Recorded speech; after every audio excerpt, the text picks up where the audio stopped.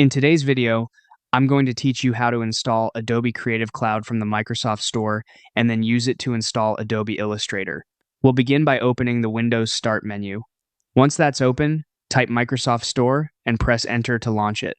After the store opens, move to the search bar at the top, type Adobe Creative Cloud, and press Enter again. When the Creative Cloud app appears in the results, click the blue Get or Install button. At this point, Windows will begin downloading the app for you. Give it a moment to complete and let the installation finish fully before moving on. Once Creative Cloud has been installed, click Open directly inside the Microsoft Store. This will launch the Adobe app and take you into the setup process. You'll now be asked to choose your preferred sign-in method.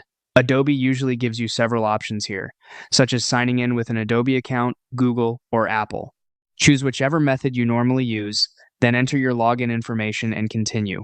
If Adobe shows you any terms of service or agreement prompts, make sure to accept them so the app can continue loading properly.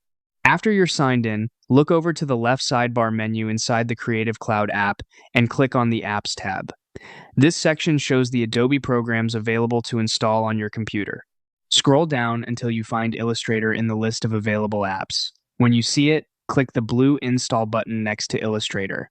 Now all that's left to do is wait for Illustrator to download and install.